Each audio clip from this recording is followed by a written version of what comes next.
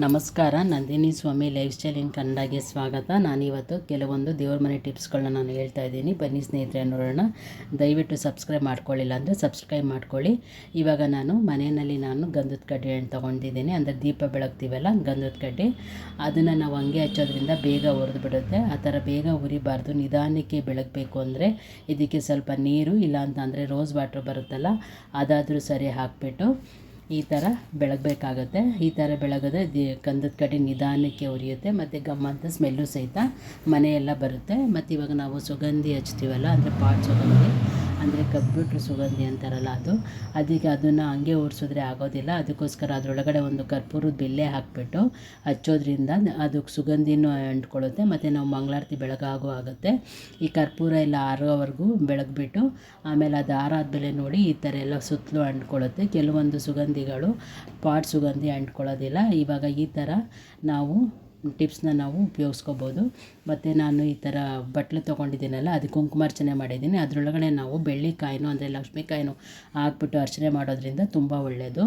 ಮತ್ತು ಈ ಥರ ಬೌಲ್ ಬರುತ್ತಲ್ಲ, ಯೂಸ್ ಆ್ಯಂಡ್ ಥ್ರೋ ಬೌಲು, ಅದರಲ್ಲಿ ನಾನು ಇದು ಬತ್ತಿ, ಅದೇ ಉದ್ದ ಬತ್ತಿ ಮತ್ತು ಹೂ ಬತ್ತಿ ನಾನು ಇಟ್ಕೊಂಡಿದ್ದೀನಿ. ಅದೆಲ್ಲ ನೆನೆಸ್ಕೊಳ್ತಾ ಇದ್ದೀನಿ. ಅಂದರೆ ಎಣ್ಣೆ ಹಾಕ್ಬಿಟ್ಟು ನಾನು ನೆನೆಸ್ಕೊತೀನಿ. ಈ ಥರ ನೆನೆಸ್ಕೊಳ್ಳೋದ್ರಿಂದ ಬತ್ತಿನೂ ಸಹಿತ ನಿಧಾನಕ್ಕೆ ಉರಿಯುತ್ತೆ, ತುಂಬ ಚೆನ್ನಾಗಿರುತ್ತೆ, ಕಪ್ಪಾಗೋದಿಲ್ಲ. ಇದಕ್ಕೆ ನಾನು ಎಣ್ಣೆ ಮಿಕ್ಸ್ ಮಾಡ್ಕೊಳ್ತೀನಿ. ಮತ್ತು ಆಯಿಲು ಮತ್ತು ಇವಾಗ ಸಂಪಿಗೆ ಎಣ್ಣೆ ಅಂತ ಬರುತ್ತಲ್ಲ, ಎರಡನ್ನೂ ನಾನು ಮಿಕ್ಸ್ ಮಾಡಿ ಇಟ್ಕೊಂಡು ಒಂದು ಬಾಕ್ಸ್ನಲ್ಲಿ ಎತ್ತಿಟ್ಕೊಂಡಿರ್ತೀನಿ. ಈ ಥರ ಎತ್ತಿಟ್ಕೊಳ್ಳೋದ್ರಿಂದ ದೀಪ ಹಾಕಿದರೆ ತುಂಬ ಚೆನ್ನಾಗಿ ಉರಿಯುತ್ತೆ ನಿಧಾನಕ್ಕೆ. ನೋಡಿ, ಈ ಥರ ನಿಧಾನಕ್ಕೆ ಉರಿತಾ ಇದೆ.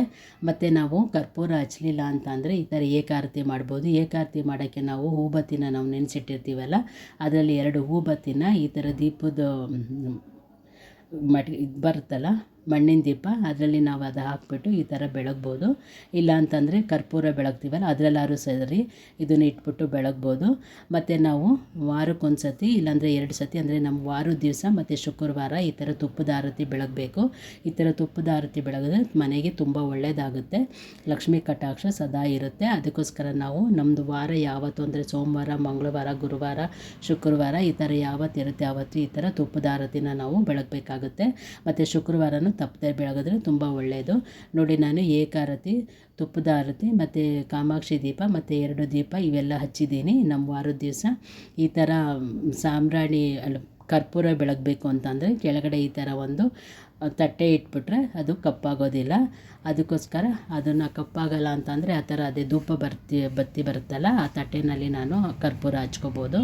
ಮತ್ತು ಇವಾಗ ನಾವು ಸಾಂಬ್ರಾಣಿ ಹಾಕ್ತೀವಲ್ಲ, ಅದರಲ್ಲಿ ನಾನು ಈ ಥರ 3 ಲವಂಗ ಮತ್ತು 2 ಕರ್ಪೂರ ಹಾಕ್ಕೊಂಡು ಬೆಳಗ್ತೀನಿ. ಯಾಕೆಂದರೆ ಅದು ಕಪ್ಪಾಗಬಾರ್ದು, ಅಂದರೆ ಇದರಲ್ಲಿ ಇಟ್ಕೋಬೋದು ಅಂತಂದರೆ ಮನೆಯೆಲ್ಲ ಬೆಳಗಬೇಕಲ್ವ, ಅದೆಲ್ಲ ಕೈ ಸುಡುತ್ತೆ. ಅಂದರೆ ಈ ಥರ ಸಾಂಬ್ರಾಣಿ ಹಾಕ್ತೀವಲ್ಲ, ಅದರಲ್ಲಿ 2 ಕರ್ಪೂರ ಮತ್ತು 3 ಲವಂಗನ ಹಾಕ್ಬಿಟ್ಟು ಬೆಳಗಬೇಕಾಗುತ್ತೆ. ಅಂದರೆ ಅಡುಗೆ ಮನೆ, ರೂಮ್ಗಳು ಮತ್ತು ಹಾಲು ಎಲ್ಲ ಕಡೆಯೂ ಈ ಥರ ಬೆಳಗ್ಗೆ ತೋರಿಸ್ಬೇಕಾಗುತ್ತೆ. ಆವಾಗ ಮನೆಯಲ್ಲಿ ಯಾವುದೇ ನೆಗೆಟಿವ್ ಎನರ್ಜಿ ಇದ್ದರೂ ಸಹಿತ ಹೊರಟೋಗುತ್ತೆ. ಈ ಥರ ವಾರಕ್ಕೊಂದು ಸತಿ ಮಾಡಬೇಕಾಗುತ್ತೆ. ಮತ್ತು ಇವಾಗ ಸುಗಂಧಿಗೆ ಸಾಂಬ್ರಾಣಿ ಹಾಕಿಬಿಟ್ಟು ಬೇಕಾದ್ರೆ ಬೆಳಗ್ಬೋದು. ಇಲ್ಲಾಂದರೆ ಜವೇದಿ ಪೌಡರ್ ಬರುತ್ತಲ್ಲ, ಅದನ್ನು ಸಹಿತ ಹಾಕ್ಬಿಟ್ರೆ ಮನೆಯೆಲ್ಲ ಗಮ್ಮಂತ ಸ್ಮೆಲ್ ಬರುತ್ತೆ. ನೋಡಿ, ಈ ಥರನೂ ಟಿಪ್ಸ್ ಮಾಡ್ಕೋಬೋದು. ನಿಮಗೆಲ್ಲ ಇಷ್ಟ ಆಗುತ್ತೆ ಅಂತ ಭಾವಿಸ್ತೀನಿ. ನಿಮಗೆಲ್ಲ ಇಷ್ಟ ಆದರೆ ದಯವಿಟ್ಟು ಲೈಕ್ ಮಾಡಿ, ಶೇರ್ ಮಾಡಿ, ಕಮೆಂಟ್ ಮಾಡಿ, ಸಬ್ಸ್ಕ್ರೈಬ್ ಆಗೋದನ್ನು ಮಾತ್ರ ಮರಿಬೇಡಿ.